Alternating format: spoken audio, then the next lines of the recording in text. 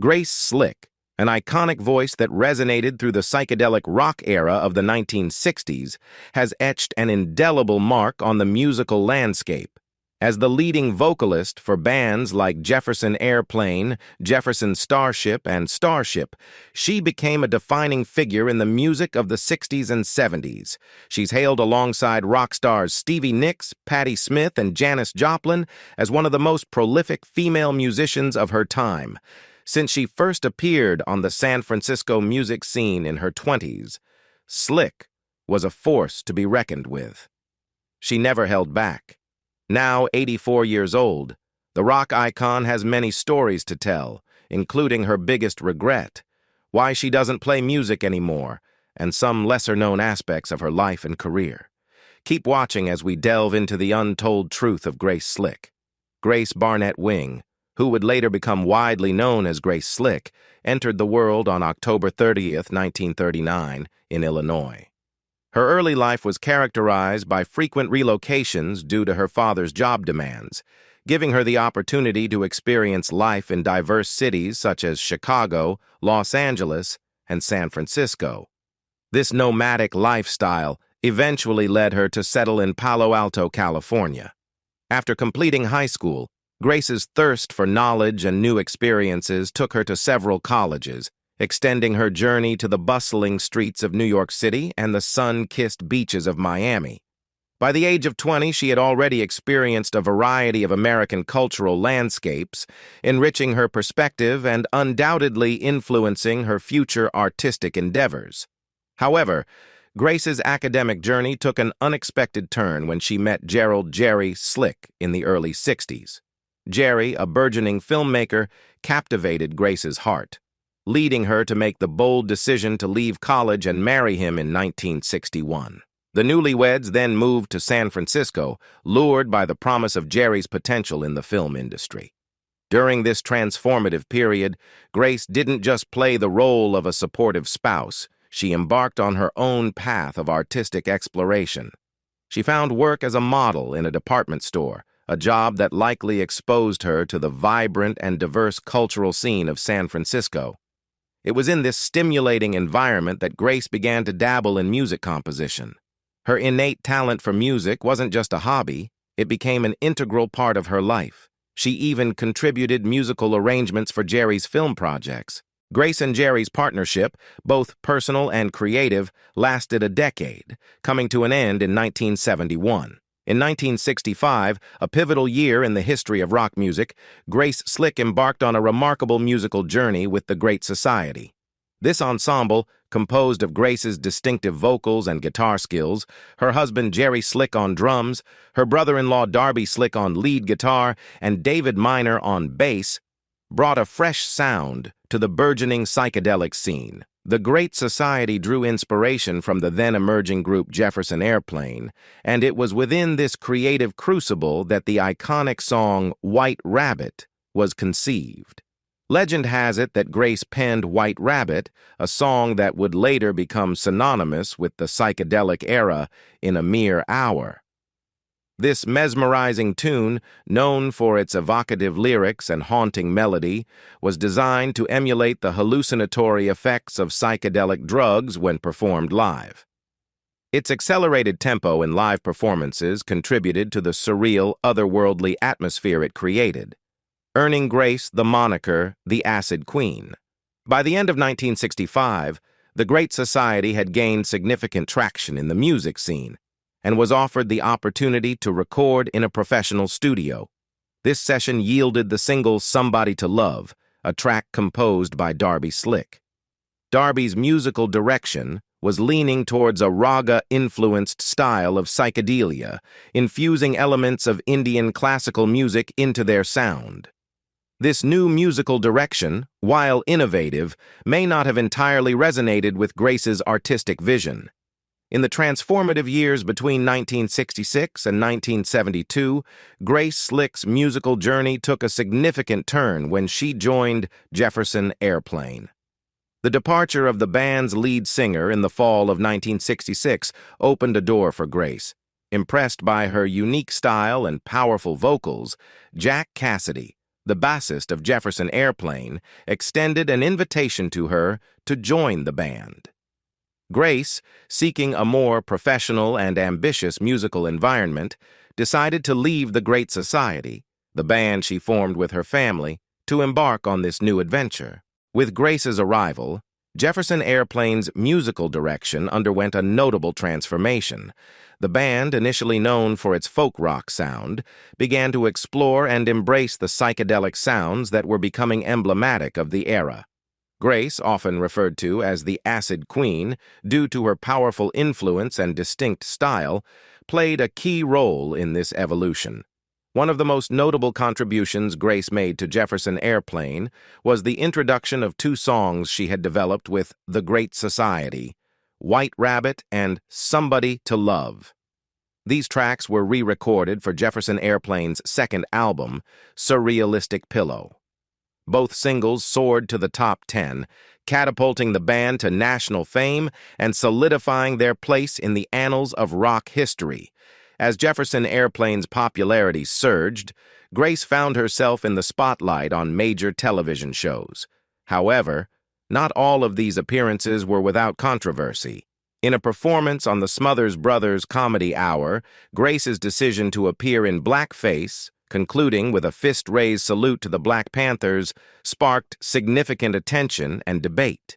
Additionally, her performance of We Can Be Together on The Dick Cavett Show in 1969 was groundbreaking in its own right, as Grace became the first person to utter the phrase "mother for where" on television.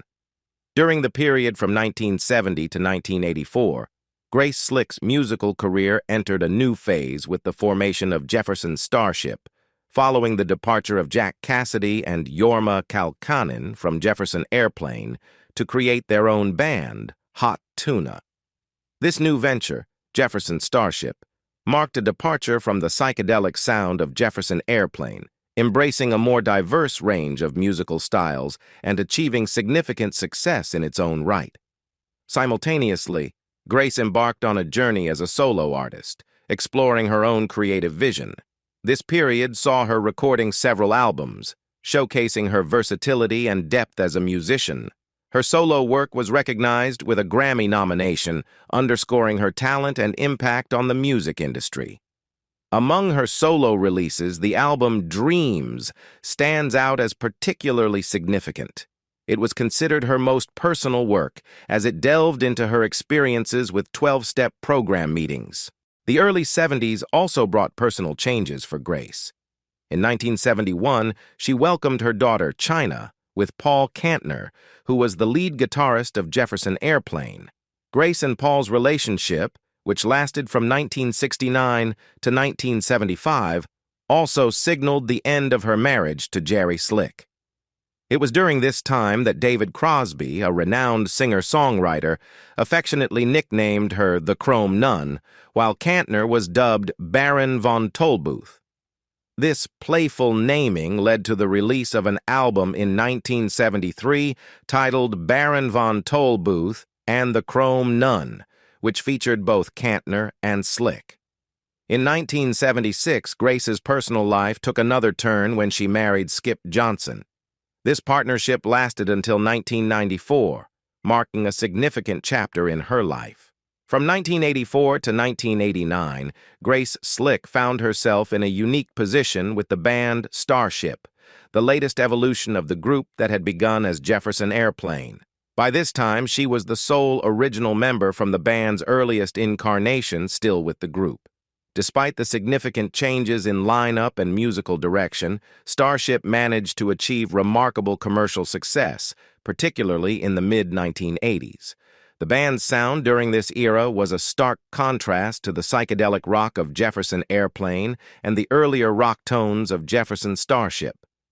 Starship's music was more aligned with the mainstream pop rock sound that was popular in the 1980s.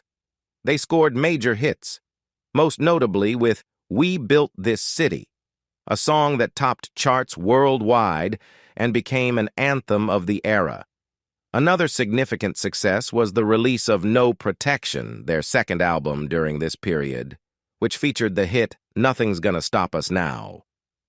This song not only topped the charts, but also became an iconic track of the decade. However, despite the commercial success, Grace later reflected on this period with a degree of dissatisfaction. She expressed her discontent with both the musical direction the band had taken and her personal experiences during these years.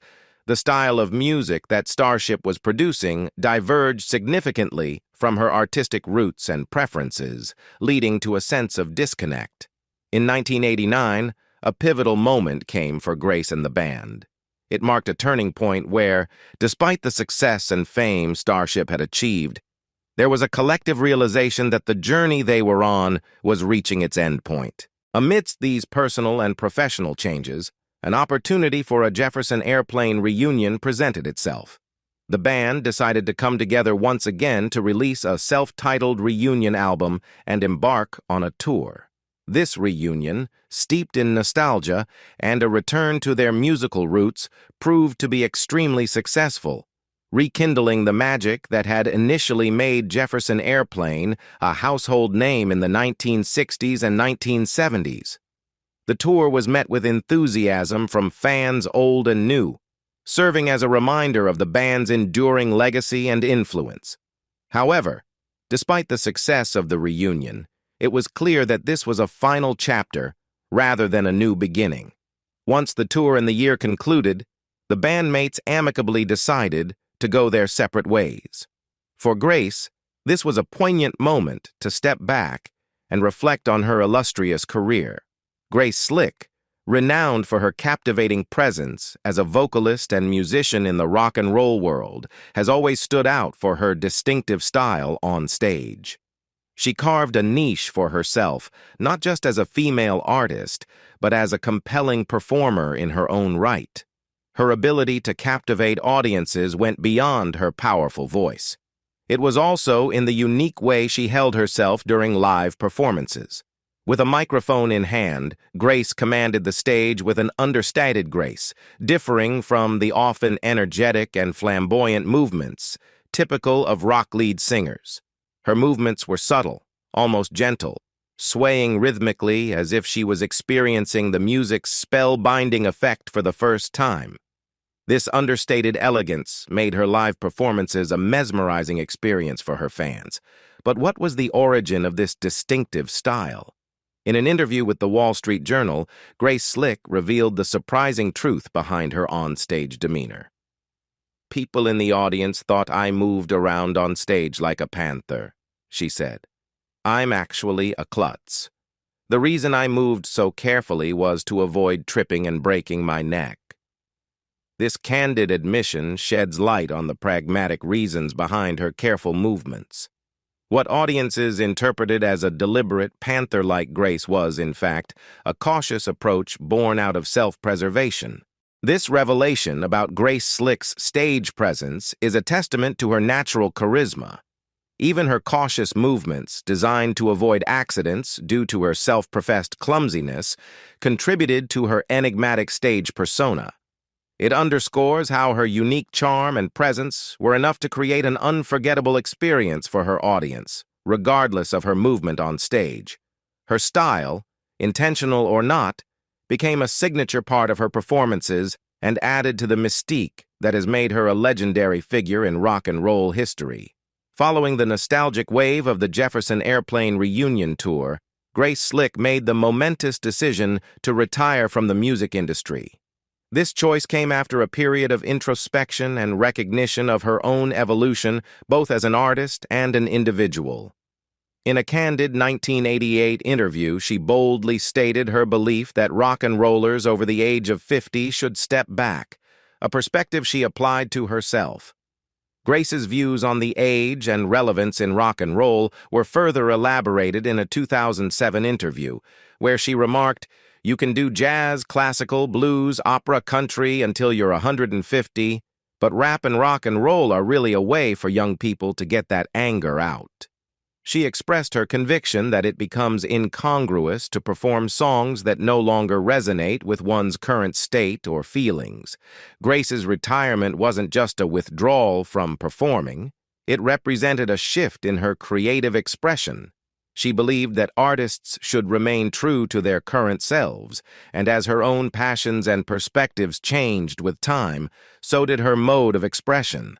In recognition of her immense contributions to the music world, Grace Slick was inducted into the Rock and Roll Hall of Fame in 1996 as a member of Jefferson Airplane. This honor celebrated not just the music she had created, but also her influence on the rock genre and the music industry as a whole. "Paint This City Gray" aptly describes the artistic chapter of Grace Slick's life that began after she stepped away from the music industry. Her transition from rock icon to visual artist showcases another facet of her immense creative talent. Grace found solace and expression in painting, a passion she had put on hold during her music career.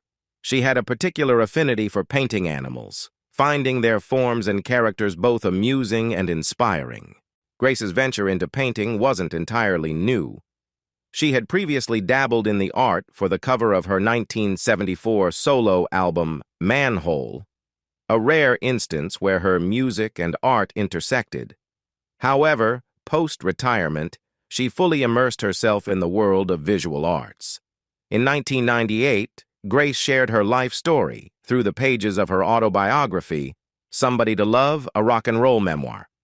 This memoir not only chronicled her journey through the highs and lows of her music career, but also featured a narrated version by Grace herself, bringing her story to life in her own voice.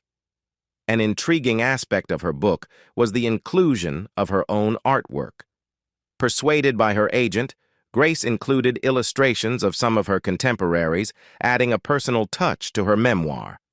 The book featured color portraits of legendary figures like Janis Joplin, Jimi Hendrix, and Jerry Garcia, offering readers a glimpse into her artistic vision and the profound connections she had with these icons.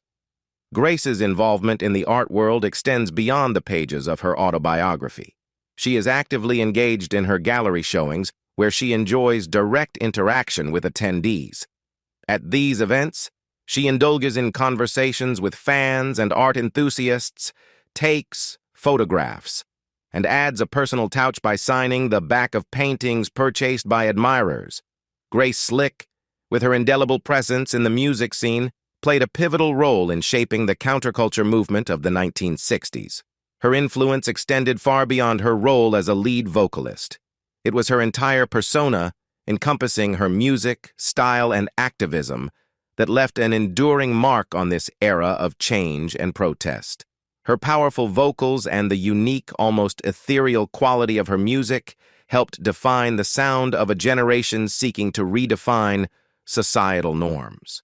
Beyond her musical contributions, Grace's forthright political views resonated with the youth of the time, inspiring them to voice their opinions against government policies and societal injustices. She became a symbol of rebellion and a voice for those questioning the status quo, particularly in terms of political and social issues. Fast forward to the present. Grace Slick may not be as actively involved in politics as she was during her heyday in the 1960s and 1970s, but her commitment to social justice issues remains unwavering. She has not shied away from expressing her opinions on contemporary political matters. Her critiques of the Trump administration and her stance against discrimination and inequality highlight her enduring dedication to advocacy. Although her methods of involvement have evolved over the years, her voice continues to be a powerful instrument for social commentary and change.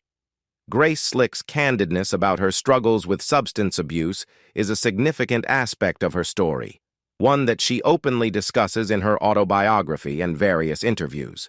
Renowned for her song White Rabbit and its allusions to altered states of consciousness, Grace's own battles with alcohol and drugs mirrored the tumultuous journey often associated with the rock and roll lifestyle.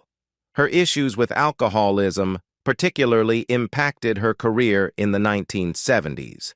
There were numerous instances where Grace's intoxication led to the cancellation of live performances, causing professional setbacks and disappointment for fans.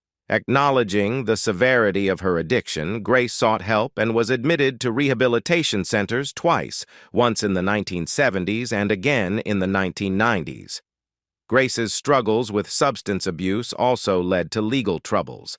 She often refers to what she calls drunk mouth incidents, where her interactions with law enforcement, while under the influence, resulted in her arrest. One notable episode occurred in 1994 when she was arrested for pointing an unloaded gun at a police officer. Apart from her personal struggles, Grace Slick was also known for her audacious spirit. One famous anecdote involves her invitation to a White House tea party hosted by President Nixon's daughter, Tricia. Both Grace and Tricia Nixon were alumni of Finch College, which led to the unlikely invitation. In a rebellious twist, Grace planned to bring Abby Hoffman, a notorious social and political activist from the Chicago 7, with the intention of spiking President Nixon's tea with LSD. However, their plan was thwarted when they were stopped at the event, as it was a ladies-only gathering. Grace's attempt to pass Hoffman off as her bodyguard failed, leading to their exclusion from the event. Reflecting on this incident later, Grace humorously noted that the invitation might not have been extended had the White House known it was addressing the rock star Grace Slick and not the Finch College alumna Grace Wing. Grace Slick boasts a net worth estimated at a remarkable $30 million. This considerable wealth is primarily attributed to her illustrious career in music, which took off in the 1960s and spanned several decades. Her journey as a musician and vocalist in influential bands like Jefferson Airplane, Jefferson Starship, and Starship laid the foundation for her financial success. However, Grace's income streams extended beyond her contributions to these bands. Her financial portfolio includes earnings from live performances, which were always well received and drew large crowds. She also capitalized on endorsement deals, leveraging her fame and image to promote various products. Record sales played a significant role in bolstering her wealth, with her albums selling millions of copies worldwide. Additionally, Grace's skills as a songwriter have contributed significantly to her net worth through royalties earned from her popular and enduring songs. In the realm of real estate, Grace Slick's ventures reflect her success. Over the years, she has owned several impressive properties. One of her most notable investments was a luxurious mansion located in Tiburon, California. This exquisite property, which boasts stunning views and elegant architecture, became a part of rock and roll history when Grace sold it to Metallica drummer Lars Ulrich for $4.8 million. Another significant property in her portfolio was a condo in the Dakota Building in New York City. The Dakota Building is famous not only for its architectural grandeur, but also as the place where John Lennon, the legendary Beatle, was tragically shot.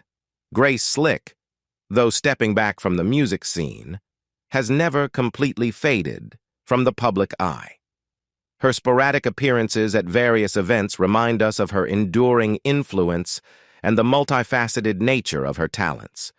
In 2006, she graced the inauguration of Virgin America Airline with her presence, delivering a speech that resonated with the audience. The airline honored her legacy by naming their first plane Jefferson Airplane, a nod to her groundbreaking music career. Continuing her journey of creativity and contribution, in 2010, Grace collaborated on a song titled Edge of Madness. This project was more than just a musical endeavor. It was her way of contributing to a significant cause. The proceeds from the song were dedicated to the cleanup efforts following the catastrophic BP oil spill, showcasing her commitment to environmental issues and her ability to use her artistry for positive change. In 2016, Grace made a memorable appearance at the Grammy Lifetime Achievement Awards, a testament to her lasting impact on the music industry and her status as a rock icon. This event allowed her to reconnect with the music world and her fans, celebrating a career that has spanned decades. Nowadays, Grace finds solace and joy in a quieter life by the ocean in Malibu. Here, she dedicates herself to her passion for painting, creating artworks that reflect her inner world and experiences. As we reflect on Grace's remarkable journey, we invite you to share your thoughts and experiences. Do you have a favorite song that Grace Slick sang, be it a solo performance or a collaboration? For many, White Rabbit remains an unparalleled classic. And if you're among the lucky ones to own a piece of her artwork or have had a memorable encounter with this legendary artist, we'd love to hear your story. Please share your experiences in the comments below. And if you've enjoyed this retrospective on her life and career, don't forget to like and subscribe to our channel, ensuring you never miss out on revisiting the lives of such influential figures. Thank you for joining us. I'll see you in the next video. Bye for now.